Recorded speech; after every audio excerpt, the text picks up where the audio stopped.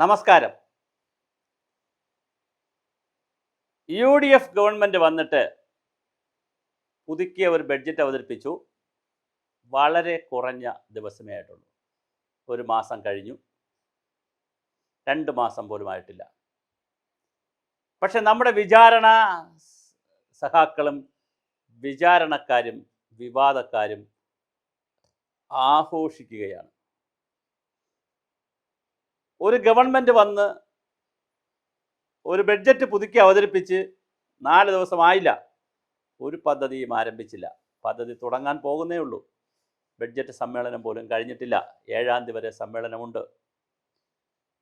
അതിനിടയിൽ നൂറുകണക്കിന് വിവാദങ്ങളാണ് ചാനലുകളും പത്രങ്ങളും തുറന്നുവിടുന്നത്. കഴിഞ്ഞ 10 വർഷക്കാലം ഇവിടെ ഒരു ഗവൺമെൻറ് ഉണ്ടായിരുന്നു. ആ ഗവൺമെൻറ്റിൻ്റെ കാലത്തെ കുഴപ്പങ്ങളും ആ ഗവൺമെൻറ് ചെയ്ത ദോഷങ്ങളും എല്ലാം ഈ 1 മാസം 1.5 മാസം കൊണ്ട് പരിഹരിക്കണം. പരിഹരിച്ചില്ലെങ്കിൽ VD സതീശൻ ഇതാ കുഴപ്പമാണ്, പിണറായിയുടെ കാർബൺ കോപ്പിയാണ്, ട്രൂ കോപ്പിയാണ് എന്നൊക്കെ പറഞ്ഞ് വലിയ ബഹളമുണ്ടാക്കുകയാണ്. ബഡ്ജറ്റിൽ പദ്ധതികൾ അവതരിപ്പിച്ചില്ലെങ്കിൽ പറയും എവിടെ പദ്ധതി. പദ്ധതി അവതരിപ്പിച്ചപ്പോൾ ചോദിക്കുന്നു എവിടെ പണം. ഇനി പണം കൂടെ കൊണ്ടുവരാൻ തീരുമാനിക്കുമ്പോൾ അടുത്ത ഉഡായിപ്പുമായിട്ട് നമ്മൾ ഇറങ്ങും. നമുക്ക് കുറച്ച് പേർക്ക് വേറെ ഒരു പണിയുമില്ല. അത് ഡിജിറ്റൽ ചാനലാകട്ടെ, യൂട്യൂബ് ചാനലുകളാകട്ടെ, മുഖ്യധാരാ മാധ്യമങ്ങളാകട്ടെ, ഒരു പണിയുമില്ല.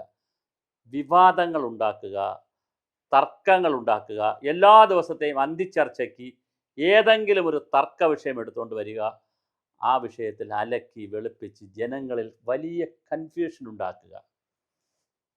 സാധാരണ ജനങ്ങളിൽ ഇവിടെ 10-40 ലക്ഷം ചെറുപ്പക്കാർക്ക് തൊഴിലില്ല. വലിയൊരു പ്രതിസന്ധിയാണ് കേരളത്തിൽ. അണ്ടർ എംപ്ലോയ്മെൻ്റ് എന്ന് പറയുന്ന എഞ്ചിനീയറിംഗ് പാസ്സായ, ഡോക്ടർ പരീക്ഷ പാസ്സായ, വലിയ പരീക്ഷകൾ പാസ്സായിട്ടുള്ള ആളുകൾ സ്വിഗ്ഗിയിലും സൊമാറ്റോയിലും അതുപോലെ തന്നെ എന്തെങ്കിലും ജോലി ചെയ്ത് ഒരു ചെറിയ വരുമാനം കിട്ടുമെങ്കിൽ എന്തെങ്കിലും ജോലി ചെയ്യാൻ തയ്യാറായി നിൽക്കുന്ന അണ്ടർ എംപ്ലോയ്മെൻ്റ് ഉള്ള ഒരു നാടാണ് ഇവിടെ. ബെറോട്ട അടിക്കുന്ന പ്രൊഫസർമാരെക്കുറിച്ചും കോളേജുകളിൽ നിന്ന് ഇറങ്ങേണ്ടി വന്ന ബെറോട്ട അടിക്കുന്ന പ്രൊഫസർമാരെക്കുറിച്ചും എഞ്ചിനീയർമാരെക്കുറിച്ചും നമ്മൾ വീഡിയോ ചെയ്തിട്ടുണ്ട്. വളരെ വൈറലായ വീഡിയോസാണ്. കേരളത്തിലെ കുട്ടികൾ ഇപ്പോഴും വലിയ തോതിലാണ് വിദേശത്തും അന്യ സംസ്ഥാനങ്ങളിൽ പോയി പഠിക്കുന്നത്. ഇത്രയും 150ഓളം എഞ്ചിനീയറിംഗ് കോളേജുള്ള സ്ഥലത്ത് നിന്ന് 10-15 എഞ്ചിനീയറിംഗ് കോളേജുള്ള സ്ഥലത്ത് നിന്നാണ് 100-ലധികം എഞ്ചിനീയറിംഗ് കോളേജുകൾ ഇപ്പോഴുള്ളത്. പക്ഷേ മക്കൾ തമിഴ്നാട്ടിലേക്കും കർണാടകത്തിലേക്കും ഇന്ത്യയുടെ വിവിധ ഭാഗങ്ങളിലേക്കും ഇപ്പോഴും പോകുന്നുണ്ട്. ഒരുപാട് മാനേജ്മെൻറ്റ് കോഴ്സുകൾ കേരളത്തിലുണ്ട്. പക്ഷേ ഇപ്പോഴും ഒരുപാട് കുട്ടികൾ പുറത്ത് പോയി പഠിക്കുന്നു. എന്തേ കാരണം? നഴ്സിങ്ങിന് വലിയ സീറ്റ് ഇവിടെ കിട്ടും, എന്നിട്ടും പുറത്ത് പോയി പഠിക്കുന്നു. എന്തേ കാരണം? ഇതിൻ്റെ കാരണം കേരളത്തിൽ ഈ കാര്യങ്ങൾ ചെയ്യാൻ നമ്മൾ സമ്മതിക്കില്ല. നമുക്ക് വിവാദമാണ് വേണ്ടത്. നമ്മൾ തിന്നുന്നത്, രാവിലെ കഴിക്കുന്നത് വിവാദത്തിലാണ്. പകൽ മുഴുക്ക നമുക്ക് വിവാദമാണ്. സന്ധ്യയ്ക്ക് വിവാദത്തിൻ്റെ ആഘോഷമുള്ള ചർച്ചകളാണ്. എത്ര മണിക്കൂറാണ് ഒരു വലിയ വിഭാഗം ജനങ്ങൾ ചാനലുകൾക്ക് മുന്നിലിരുന്ന് ചപ്പ് ചവർ ചർച്ചകൾ കേൾക്കുന്നത്. എത്ര മണിക്കൂറാണ് കളയുന്നത്. എന്നിട്ട് ഇവിടെ ഒന്നും നടക്കില്ലടേ എന്ന് പറഞ്ഞ് കാലം കഴിക്കുന്ന ഒരു സമൂഹം. എന്തെങ്കിലും ഒരു പുതിയ പ്രോജക്റ്റ് വന്നാൽ ഉടനെ കോർപ്പറേറ്റായി, സ്വകാര്യവൽക്കരണമായി, സകല സാധനമായി. ജിയോയെ അംബാനിയെ തെറി വിളിക്കും. മുകേഷ് അംബാനിയെ ജിയോയിലാണ് തെറി വിളിക്കുന്നത്. ജിയോ ഫോൺ എടുത്ത് വെച്ചിട്ട് ജിയോയുടെ മോലാളിയെ തെറി വിളിക്കും. ഒന്നും ചെയ്യാൻ സമ്മതിക്കത്തില്ല. ഇന്ത്യയിൽ ടാറ്റ വന്നപ്പോൾ ടാറ്റ ഇതാ കുത്തക വന്നിരിക്കുന്നു, ടാറ്റയെപ്പോലുള്ള കുത്തകകളെന്നൊക്കെ പറഞ്ഞ് വലിയ തള്ളി പറഞ്ഞു. ബിർള വന്നപ്പോൾ ഇതാ ബിർള വന്നിരിക്കുന്നു. ഇപ്പോൾ അദാനിയാണ്, അംബാനിയാണ്, ഇപ്പോൾ അദാനിയാണ് ഫാഷൻ. ഓരോ കാലഘട്ടത്തിൽ ഓരോ മുതലാളിമാരെ പേരും പറഞ്ഞ് കേരളത്തിൽ ഒരു വ്യവസായവും തുടങ്ങാൻ സമ്മതിക്കത്തില്ല. നമ്മളതിനെ തകർക്കും. എൻ്റെ പഞ്ചായത്തിൽ വേണ്ട. കഴിഞ്ഞ ദിവസം മന്ത്രി തന്നെ വിലപിക്കുകയാണ്, റോജി എം ജോൺ.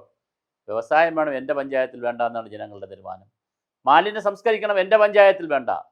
പെയ്തൊഴിയുന്ന മഴ നമുക്ക് വേണ്ട, വെള്ളം നമുക്ക് വേണ്ട. മാലിന്യം നമ്മൾ വലിയ രീതിയിൽ നമ്മൾ അതിനെ പ്രതിസന്ധിയിലാക്കും. ഇങ്ങനെയൊക്കെ വല്ലാത്ത വിദ്യാഭ്യാസം എടുത്തോളൂ, ആരോഗ്യം എടുത്തോളൂ, മാലിന്യം എടുത്തോളൂ, കൃഷി എടുത്തോളൂ, ഏത് മേഖല എടുത്താലും നമ്മൾക്ക് വേണ്ടത് വിവാദങ്ങളാണ്. ഇവിടെ ആര് VC ആകണം, ഇവിടെ സിമ്പൽ വയ്ക്കണോ, പിന്നെ ഓരോ പദ്ധതിയിലും പ്രധാനമന്ത്രിയുടെ പടം വയ്ക്കണോ വയ്ക്കണ്ടയോ തുടങ്ങി അനാവശ്യമായ വിവാദങ്ങളും കേന്ദ്ര പദ്ധതികളിൽ ഒപ്പിടണോ ഒപ്പിടണ്ടയോ ഒപ്പിട്ടാൽ ഉടൻ തന്നെ ഇവിടെ വർഗീയതയും കാവ്യവൽക്കരണവും ഇവിടെ കംപ്ലീറ്റ് കാവ്യാകും. ഒരു കാവ്യാകൂലെന്നേ. ഇവിടെ തെരഞ്ഞെടുപ്പിൽ മത്സരിച്ചിട്ട് 3 സീറ്റാണ് BJP കിട്ടിയത്. ഇവിടെ നായന്മാരും നമ്പൂതിരിമാരും ബ്രാഹ്മണന്മാരും ഈഴവന്മാരും അടക്കമുള്ള മഹാഭൂരിപക്ഷം വരുന്ന ഹിന്ദുക്കൾ വോട്ട് ചെയ്തത് കോൺഗ്രസിനാണെന്നേ. പിന്നെ ബാക്കിയുള്ളവർ വോട്ട് ചെയ്തത് കമ്മ്യൂണിസ്റ്റ് പാർട്ടിക്കാണ്. BJPക്ക് 3 സീറ്റേ കിട്ടിയിട്ടുള്ളൂ. ഇവിടെ എന്ത് കാവ്യവൽക്കരണം, എന്ത് വർഗീയത, ഒന്നുമില്ല.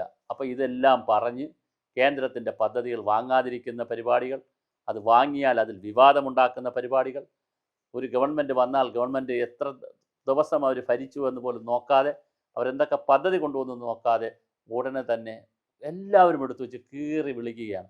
പിണറായിക്ക് പഠിക്കുകയാണോ വി ഡി സതീശൻ പിണറായിയുടെ കാർബൺ കോപ്പിയാണോ ട്രൂ കോപ്പിയാണോ? ഇങ്ങനെ വിവാദമുണ്ടാക്കിയാൽ ഏതെങ്കിലും ഭരണാധികാരികൾക്ക് മുന്നോട്ട് പോകാൻ കഴിയുമോ? കുറച്ച് കുഷൻ ടൈം കൊടുക്കുക, ഒരു ബോണസ് സമയം കൊടുക്കുക. ബോണസ് സമയവും കുഷൻ ടൈമും കൊടുക്കാതെ എല്ലാ ദിവസവും നമ്മളിങ്ങനെ വിവാദങ്ങളും തർക്കങ്ങളും എല്ലാ കാര്യത്തിലും അതിൻ്റെ സൂക്ഷ്മതലത്തിൽ രാജീവ് ഗാന്ധി സെൻറ്റർ ഉണ്ടെങ്കിൽ ഒരു സെൻറ്ററുണ്ട് നമ്മളെ ഈ ഇവിടെ എന്താണ് നെയ്യാർ ഡാമിൻ്റെ അടുത്തൊരു Rajiv Gandhi Centre for Development Studies എന്ന് പറഞ്ഞൊരു സ്ഥാപനം, Rajiv Gandhi Institute for Development Studies, അങ്ങനെ ഒരു സ്ഥാപനം KPCC പ്രസിഡൻ്റായിരുന്ന രമേശ് ചെന്നിത്തലയുടെ കാലത്ത് തുടങ്ങി. രമേശ് ചെന്നിത്തല എപ്പോഴും ഇതുപോലത്തെ പുതിയ ആശയങ്ങൾ കൊണ്ടുവരുന്നതിൽ വലിയ മിടുക്കനാണ്. അപ്പോൾ അദ്ദേഹത്തിൻ്റെ കാലത്ത് കൊണ്ടുവന്ന വളരെ പ്രധാനപ്പെട്ട ഒരു സ്ഥാപനമാണ് നെയ്യാർ ഡാമിലെ Rajiv Gandhi Institute for Development Studies. ഞാനവിടെ പോയി ക്ലാസ്സിലും സെമിനാറിലും ഒക്കെ പങ്കെടുത്തു. മനോഹരമായൊരു ക്യാമ്പസാണ് അത്. ഇന്നലെ അവിടെ കാട്ടാക്കടയുള്ള BJPക്ക് എന്തോ വാടകയ്ക്ക് കൊടുത്തു. അവർ വാടകയ്ക്കാണ് കൊടുക്കുന്നത്. വാടകയ്ക്ക് കൊടുത്തു. ഇവിടെ AK സെൻറ്ററിൽ ആർക്കെല്ലാം വാടകയ്ക്ക് കൊടുത്തിട്ടുണ്ട്? AK സെൻറ്ററിൽ എത്ര ആളുകൾക്കാണ് AK സെൻറ്റർ വാടകയ്ക്ക് കൊടുക്കുന്നത്? അങ്ങനെ വാടകയ്ക്ക് കെട്ടിടം എടുത്താൽ പോലും അതിലും വിവാദമുണ്ടാക്കി. ഒരു ലേഖകനോ ഒരു മാധ്യമപ്രവർത്തകനോ ഈ കുറ്റിയായിട്ട് നടക്കുന്ന ക്യാമറയായിട്ട് നടക്കുന്ന മാധ്യമപ്രവർത്തകനോ അല്ലെങ്കിൽ പേന എടുത്ത് എഴുതുന്ന ഒരു മാധ്യമപ്രവർത്തകനോ പ്രവർത്തകയോ ഒരു വാർത്ത അങ്ങോട്ട് ചമയ്ക്കും. എന്നിട്ട് അവർ തന്നെ എഴുതും വിവാദം. എന്ത് വിവാദം? അവരുടെ വായിലാണ് വിവാദം, അവരുടെ കയ്യിലാണ് വിവാദം. വേറൊരു മനുഷ്യന് അതിൽ താല്പര്യമില്ല. ഇവിടെ രോഗത്തിൻ്റെ പ്രശ്നങ്ങളുണ്ട്, ഇവിടെ യാത്രയുടെ പ്രശ്നങ്ങളുണ്ട്, ഇവിടെ മനുഷ്യനെ ബാധിക്കുന്ന 100,000 പ്രശ്നങ്ങളുണ്ട്. അതിലാണ് നമ്മൾ കൺസേൺ. നമ്മൾ ആ രീതിയിൽ കൺസേൺ അല്ല. പക്ഷേ വിവാദമൊന്നും എഴുതും. പിന്നെ വാർത്തയായി പ്രതിപക്ഷത്തിൻ്റെ ഒരുത്തൻ എഴുതി കഴിഞ്ഞാൽ അല്ലെങ്കിൽ ഒരുത്തി എഴുതി കഴിഞ്ഞാൽ ഉടനെ തന്നെ അതിനെ ബേസ് ചെയ്ത് ബാക്കി ചാനലുകൾ പറയും, പത്രങ്ങൾ പറയും, ഡിജിറ്റൽ മീഡിയ പറയും, യൂട്യൂബ് പറയും. ഉടനെ മന്ത്രിയുടെ അടുത്ത് ചോദിക്കും, ആ മന്ത്രി എന്തെങ്കിലും പറയും, ഉടനെ അടുത്ത നേതാവിൻ്റെ അടുത്ത് പോകും, പ്രതിപക്ഷത്തിനടുത്ത് പോകും. ഇങ്ങനെ നമ്മൾ നേരം വെളുത്താൽ ഇരുട്ടുന്നത് വരെ വിവാദങ്ങൾ തിന്ന് ജീവിക്കുന്ന ഒരു വിവാദ സമൂഹമായിട്ടാണ് നമ്മൾ മാറുന്നത്. ദയവായി ഒരു പുതിയ ഗവൺമെൻറ് 102 സീറ്റോടുകൂടി വന്നതല്ലേ, അവർ ഭരിക്കട്ടെ. ഭരിക്കുമ്പോൾ സ്വാഭാവികമായിട്ട് നമുക്കറിയാം പൊതുമേഖലയിൽ മാത്രം നിന്നുകൊണ്ടൊന്നും ചെയ്യാൻ കഴിയില്ല. സ്വകാര്യ മേഖലയെ കൂടി സഹകരിപ്പിച്ചേ കഴിയൂ. അതെല്ലാം നമുക്കറിയാം. പക്ഷേ നമുക്ക് അതിനൊന്നും പ്രശ്നവുമില്ല. സ്വകാര്യ മേഖലയിൽ നിന്നുള്ള എന്ത് വേണം നമ്മൾ വാങ്ങിച്ച് കഴിയുകയും ചെയ്യും. പക്ഷേ നമ്മൾ ചില കാര്യങ്ങളിൽ ആവശ്യമില്ലാത്ത പിടിവാശിയും അനാവശ്യമായ വിവാദവും ഉണ്ടാക്കും. അത് നമ്മളുടെ ഒരു ശൈലിയാണ്. നമ്മളതിൽ പെട്ടുപോയി. ഈ ഗതികെട്ടൊരു സമൂഹത്തെ ആരാണ് രക്ഷിക്കുക? അട്ടയെ പിടിച്ച് മെത്തയെ കിടത്തിയാൽ കിടക്കില്ല എന്ന് പറഞ്ഞതുപോലെ നമുക്കെന്നും ഇതൊക്കെ തിന്നാനാണ് വിധി.